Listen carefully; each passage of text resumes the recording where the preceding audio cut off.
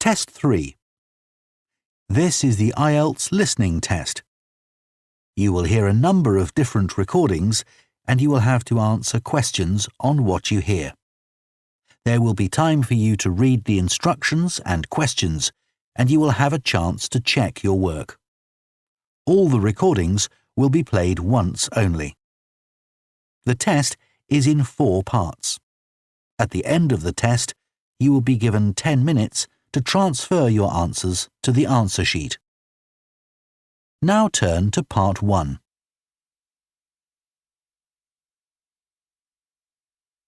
Part 1.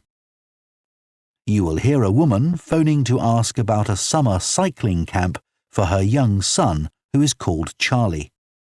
First, you have some time to look at questions 1 to 5.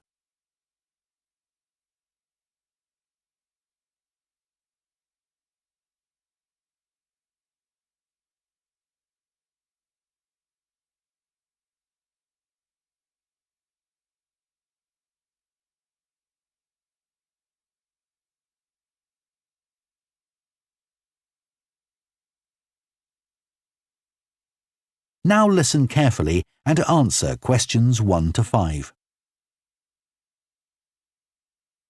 Hello, Junior Cycle Camp. Jake speaking.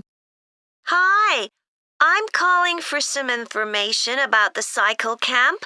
I'm thinking of sending my son. Great. Well, it's held every weekday morning over the summer vacation, and we focus on basic cycling skills and safety.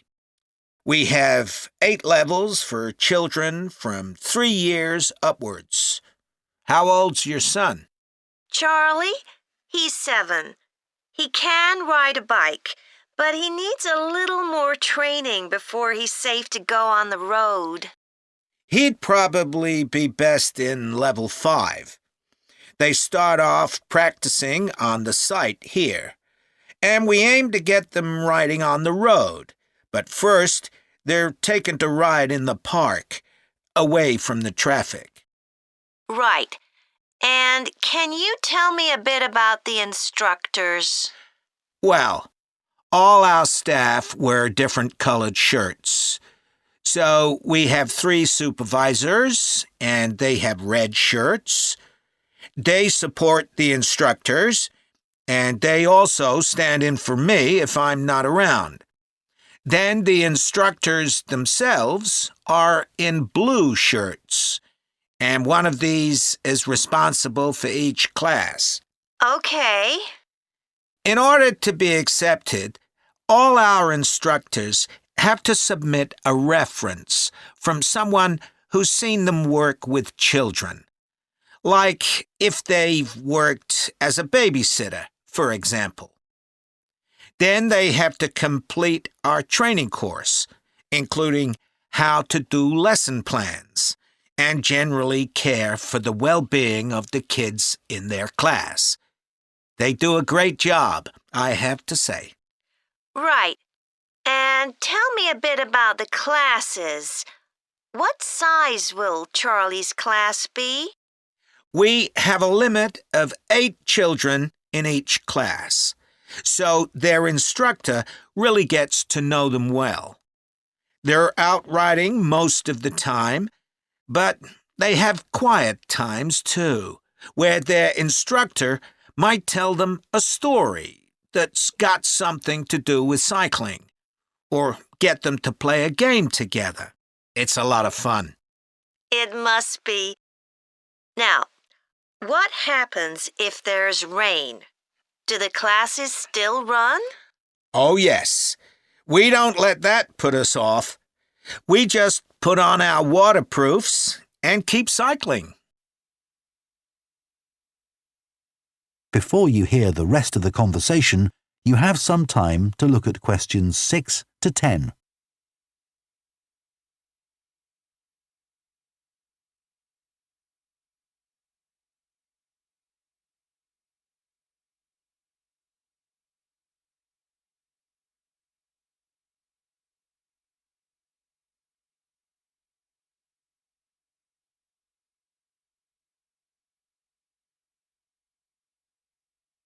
Now listen and answer questions 6 to 10.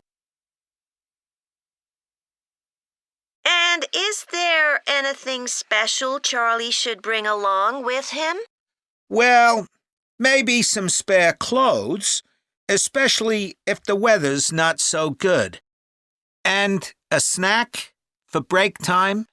How about a drink? No, we'll provide that. And make sure he has shoes, not sandals. Sure. And just at present, Charlie has to take medication every few hours, so I'll make sure he has that. Absolutely. Just give us details of when he has to take it, and we'll make sure he does. Thanks. Now, there are a few things you should know about day 1 of the camp. The classes normally start at 9:30 every morning, but on day 1, you should aim to get Charlie here by 9:20. The finishing time will be 12:30 as usual. We need the additional time because there are a few extra things to do. The most important is that we have a very careful check to make sure that every child's helmet fits properly. If it doesn't fit, we'll try to adjust it, or we'll find him another one. But he must wear it all the time he's on the bike. Of course. Then, after that, all the instructors will be waiting to meet their classes, and they'll meet up in the tent.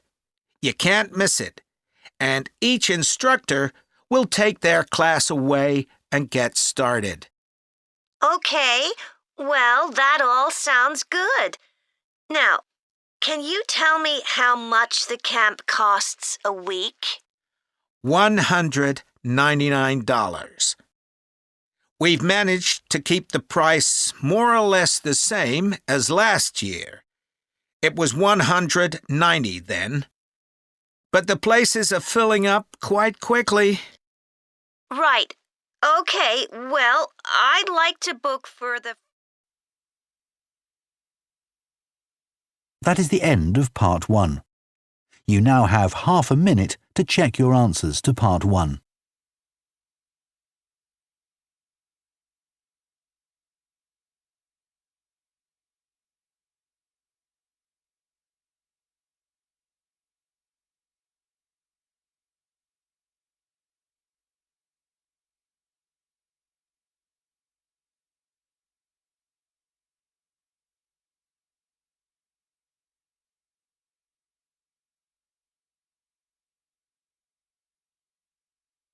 Part 2.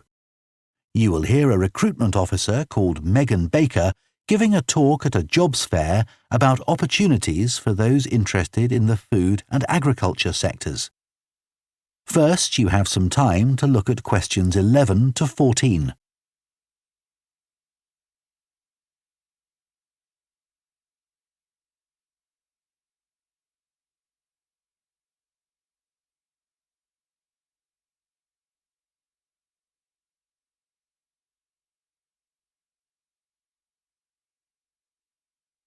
Now listen carefully and answer questions 11 to 14.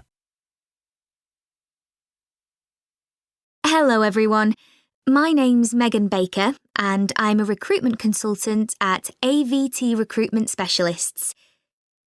Now, our company specialises in positions that involve working in the agriculture and horticulture sectors, so that's fresh food production, garden and park maintenance and so on.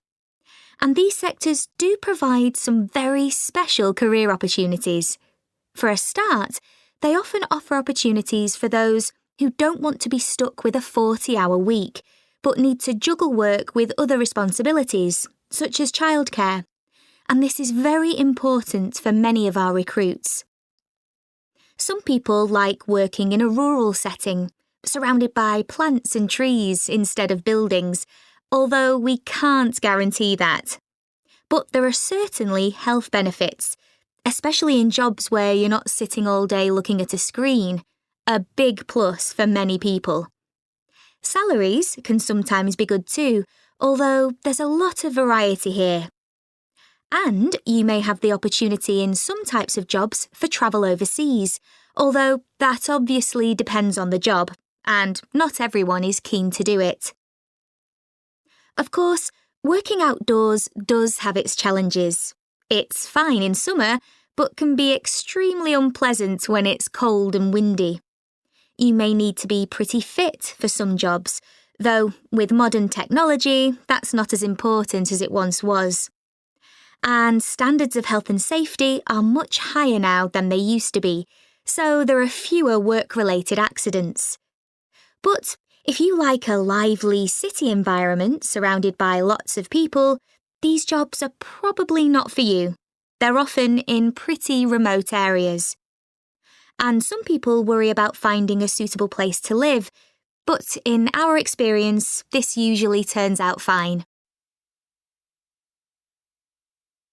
Before you hear the rest of the talk, you have some time to look at questions 15 to 20.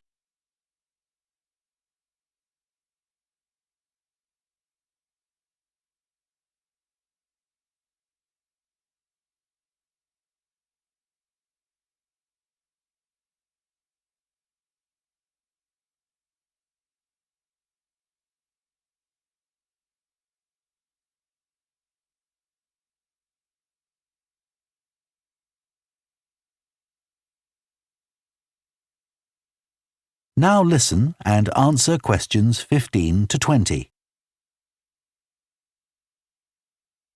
Now, let me tell you about some of the exciting jobs that we have on our books right now.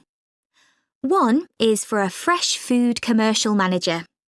Our client here is a very large fresh food producer, supplying a range of top supermarkets. They operate in a very fast-paced environment with low profit margins. The staff there work hard, but they play hard as well. So if you've a sociable personality, this may be for you. We have an exciting post as an agronomist, advising farmers on issues such as crop nutrition, protection against pests, and the latest legislation on farming and agricultural practices. There are good opportunities for the right person to quickly make their way up the career ladder, but a deep knowledge of the agricultural sector is expected of applicants. A leading supermarket is looking for a fresh produce buyer who is available for a 12-month maternity cover contract. You need to have experience in administration, planning and buying in the fresh produce industry, and in return will receive a very competitive salary.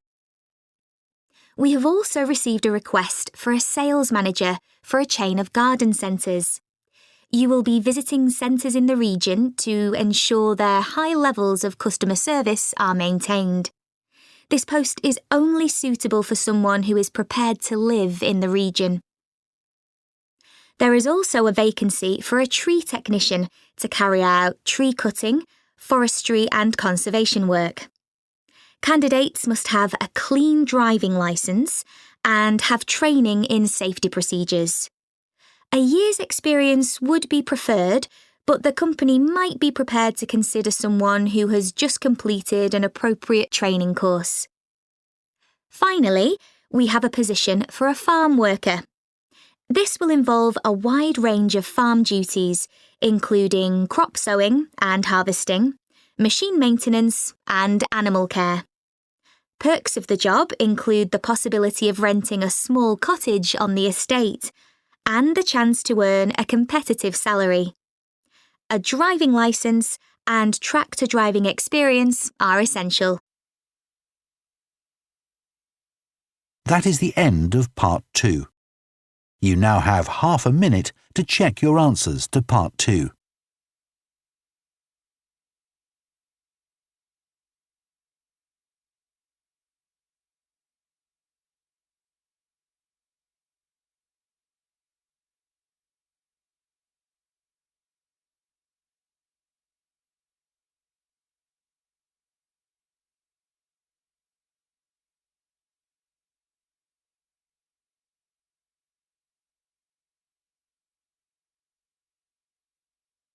Part 3.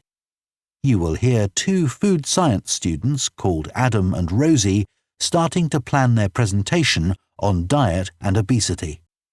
First, you have some time to look at questions 21 to 24.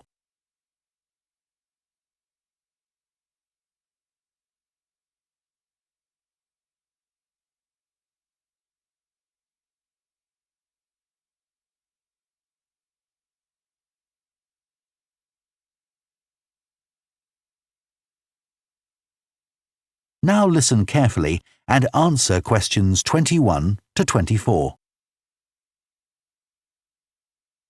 OK, Rosie, shall we try to get some ideas together for our presentation on diet and obesity? Sure. I can talk about the experiment I did to see if people can tell the difference between real sugar and artificial sweeteners. Where you gave people drinks with either sugar or artificial sweeteners, and they had to say which they thought it was? Yeah, it took me ages to decide exactly how I'd organise it, especially how I could make sure that people didn't know which drink I was giving them. It was hard to keep track of it all, especially as I had so many people doing it. I had to make sure I kept a proper record of what each person had had. So, could most people tell the difference? Yeah, I hadn't thought that they would be able to, but most people could. Then there's that experiment I did, measuring the fat content of nuts, to see if the nutritional information given on the packet was accurate. The one where you ground up the nuts and mixed them with a chemical to absorb the fat? Yes. My results were a bit problematic. The fat content for that type of nut seemed much lower than it said on the package. But I reckon the package information was right. I think I should probably have ground up the nuts more than I did. It's possible that the scales for weighing the fat weren't accurate enough too. I'd really like to try the experiment again sometime. Before you hear the rest of the discussion, you have some time to look at questions 25 to 30.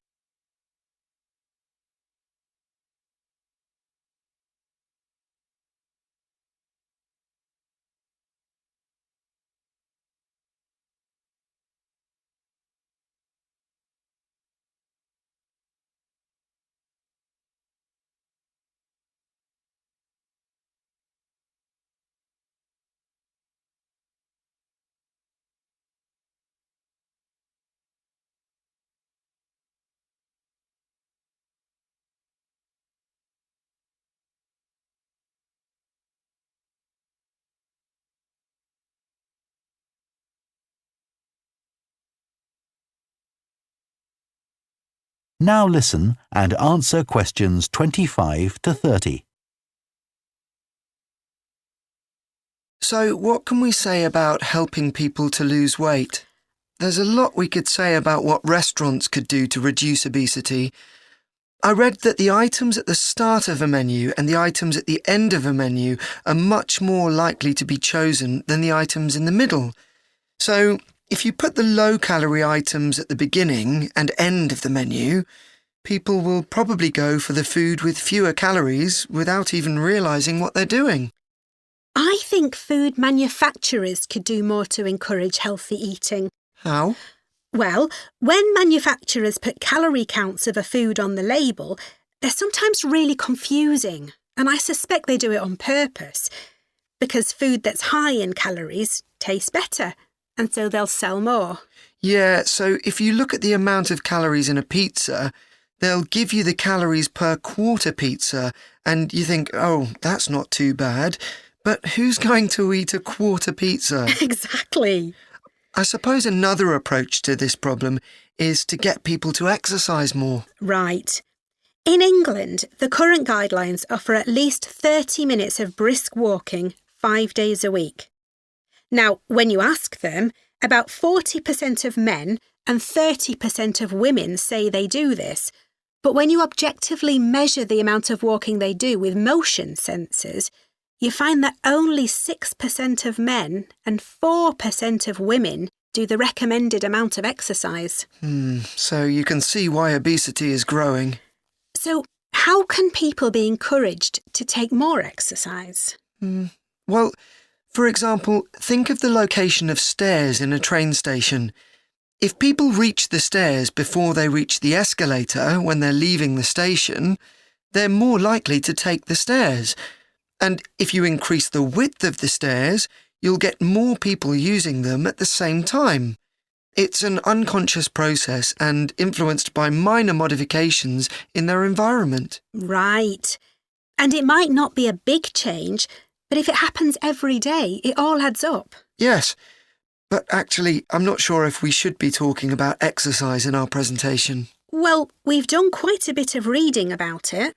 I know, but it's going to mean we have a very wide focus. And our tutor did say that we need to focus on causes and solutions in terms of nutrition. Oh, I suppose so. And we've got plenty of information about that. OK, well, that will be simpler. So, what shall we do now? We've still got half an hour before our next lecture. Let's think about what we're going to include and what will go where. Then we can decide what slides we need. OK, fine. That is the end of Part 3. You now have half a minute to check your answers to Part 3.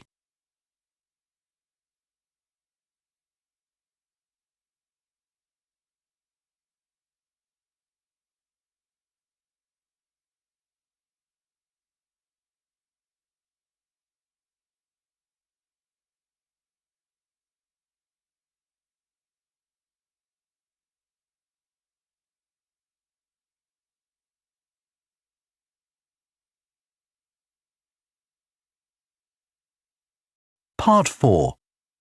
You will hear a lecturer on a fashion design course introducing the subject of hand knitting, which involves making things like woolen jumpers and scarves.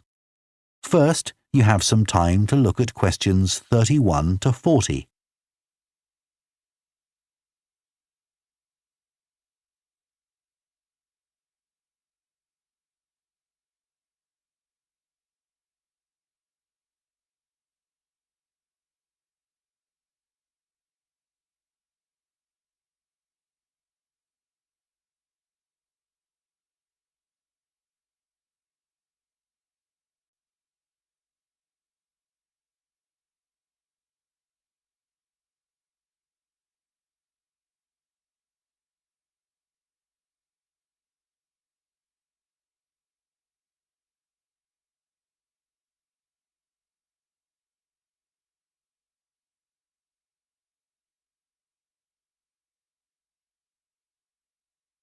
Now listen carefully and answer questions 31 to 40.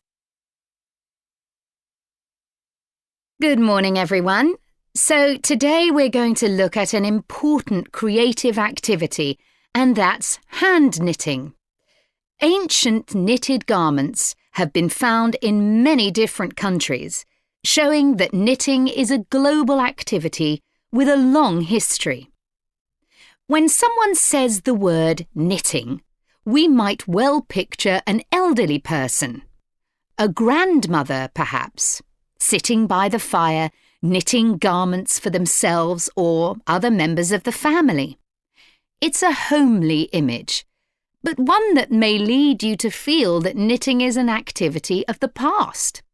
And indeed, during the previous decade, it was one of the skills that was predicted to vanish from everyday life. For although humans have sewn and knitted their own clothing for a very long time, many of these craft-based skills went into decline when industrial machines took over, mainly because they were no longer passed down from one generation to another. However, that's all changing, and interest in knitting classes, in many countries, is actually rising, as more and more people are seeking formal instruction in the skill. With that trend, we're also seeing an increase in the sales figures for knitting equipment. So, why do people want to be taught to knit at a time when a machine can readily do the job for them? The answer is that knitting, as a handicraft, has numerous benefits for those doing it. Let's consider what some of these might be. While many people knitted garments in the past because they couldn't afford to buy clothes, it's still true today that knitting can be helpful if you're experiencing economic hardship. If you have several children who all need warm winter clothes, knitting may save you a lot of money. And the results of knitting your own clothes can be very rewarding, even though the skills you need to get going are really quite basic and the financial outlay is minimal. But the more significant benefits in today's world are to do with well-being. In a world where it's estimated that we spend up to 9 hours a day online, doing something with our hands that is craft-based makes us feel good. It releases us from the stress of a technological, fast-paced life.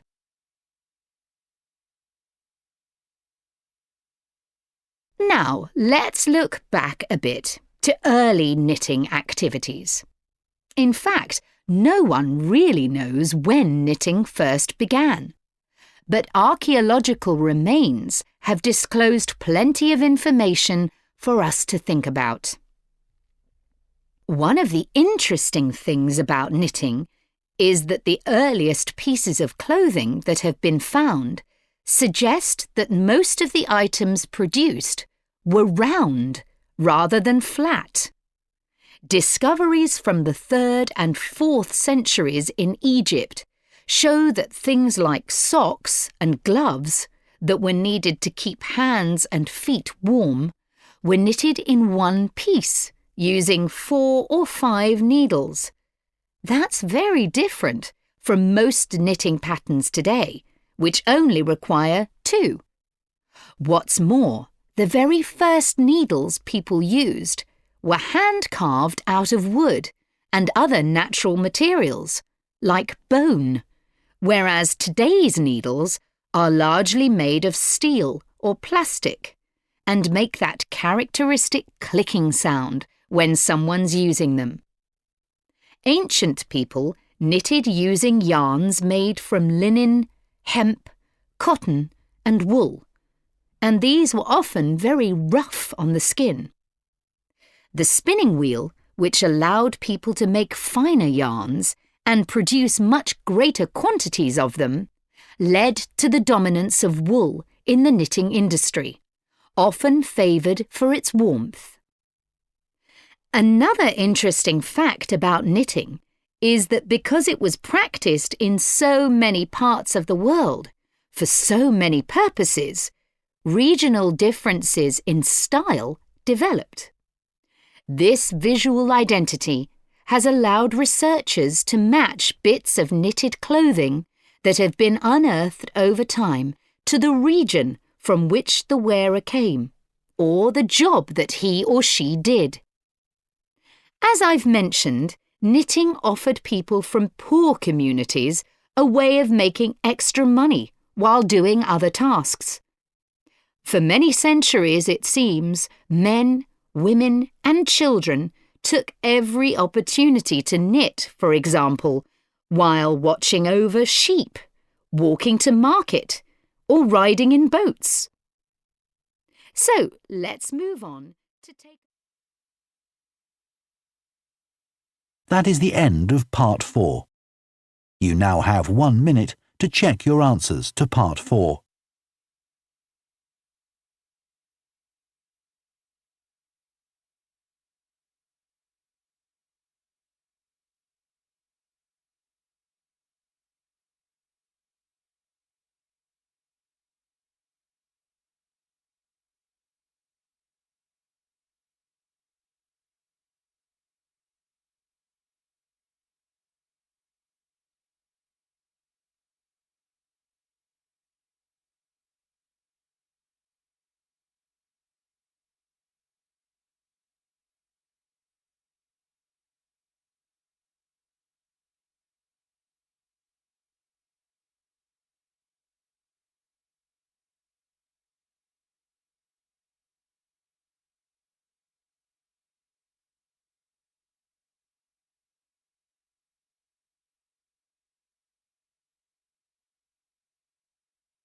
That is the end of the listening test. In the IELTS test, you would now have 10 minutes to transfer your answers to the answer sheet.